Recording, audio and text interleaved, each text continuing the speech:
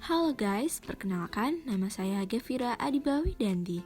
Saya berasal dari kelas 12 IPA 5. Pada kali ini, saya akan menjelaskan tentang enzim.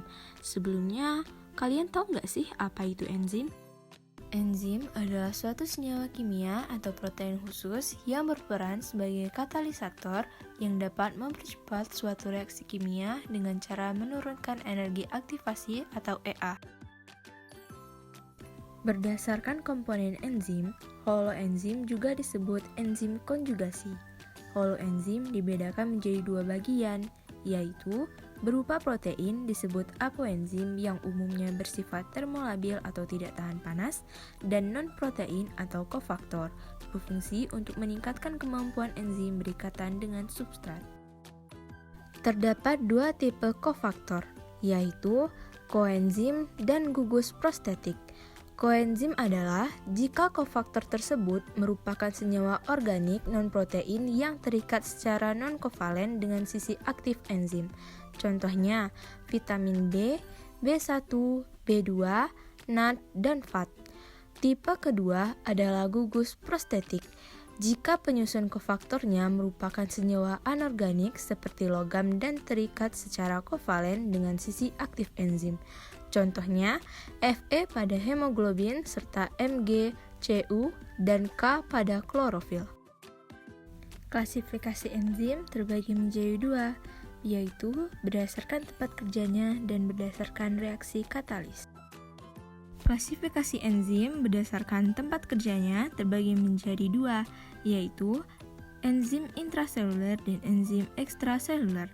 Enzim intraseluler berfungsi mengurai hidrogen peroksida atau H2O2 yang merupakan racun bagi tubuh, terletak di hati dan jantung.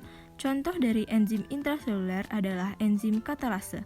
Yang kedua adalah enzim ekstraseluler, berfungsi mempengaruhi bahan makanan di dalam rongga pencernaan. Contoh dari enzim ekstraseluler adalah enzim protease, enzim amilase, enzim selulase, dan enzim lipase. Klasifikasi enzim berdasarkan reaksi yang dikatalis terbagi menjadi 6, yaitu oksidoreduktase, transferase, hidrotase, liase, isomerase, dan ligase. Yang pertama, oksidoreduktase berfungsi mengatalisis reaksi oksidasi dan reduksi. Contohnya, oksidasi, reduktase, peroksidase.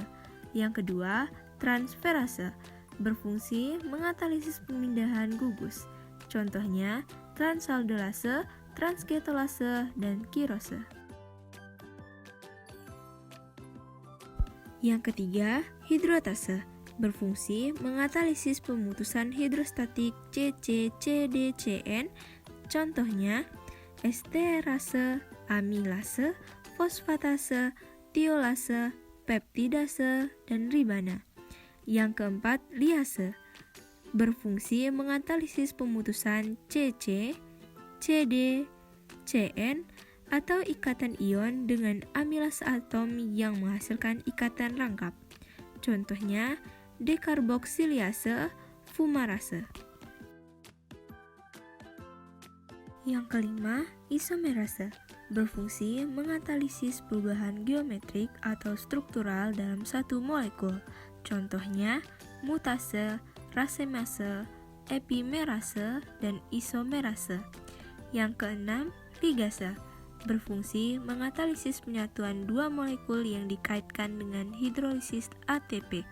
Contohnya, sintetase dan asam asetat. Berikutnya, cara kerja enzim.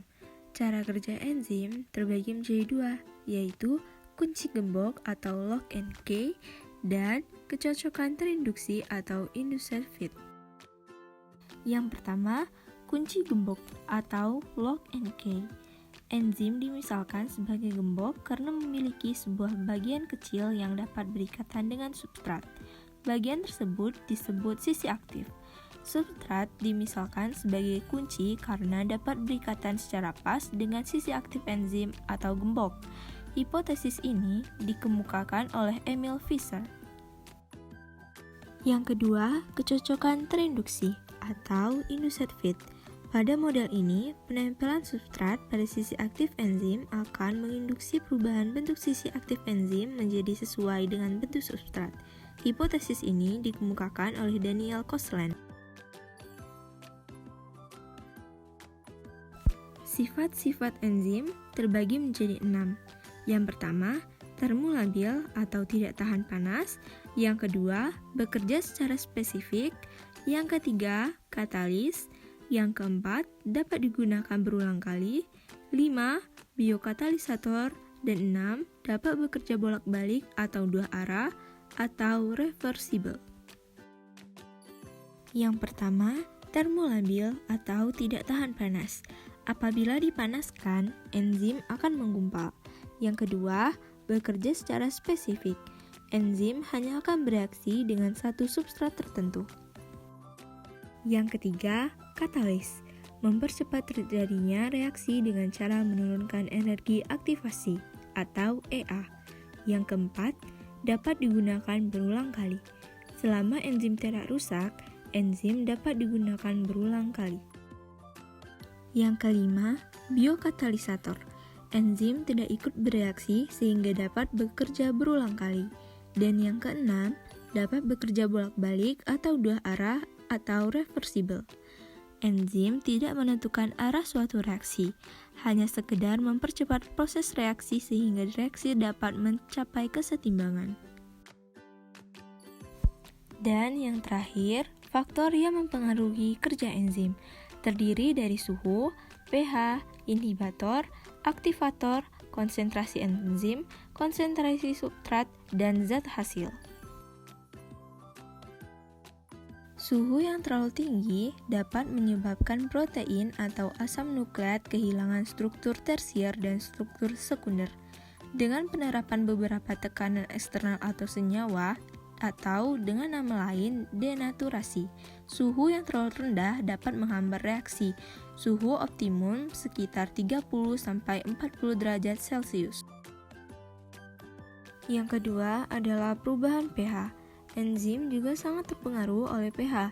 Perubahan pH dapat mengaruhi perubahan asam amino kunci pada sisi aktif enzim sehingga menghalangi sisi aktif bergabung dengan substratnya.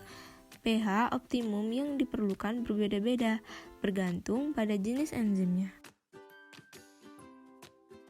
Yang ketiga adalah inhibitor atau zat penghambat.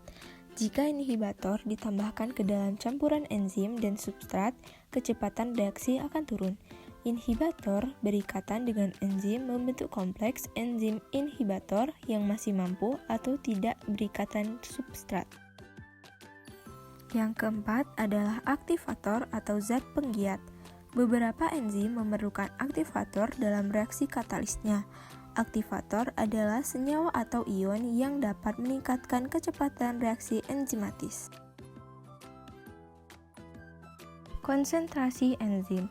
Penambahan besar konsentrasi enzim akan meningkatkan kecepatan reaksi hingga tercapai kecepatan konstan ketika semua substrat sudah terikat oleh enzim. Yang keenam, konsentrasi substrat.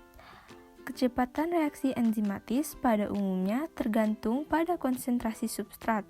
Kecepatan reaksi akan meningkat apabila konsentrasi substrat meningkat. Dan yang terakhir, zat hasil atau produk. Hasil akhir dari suatu reaksi dapat menghambat proses kerja enzim pada reaksi itu sendiri. Sekian video kali ini, saya ucapkan terima kasih and see you next time guys.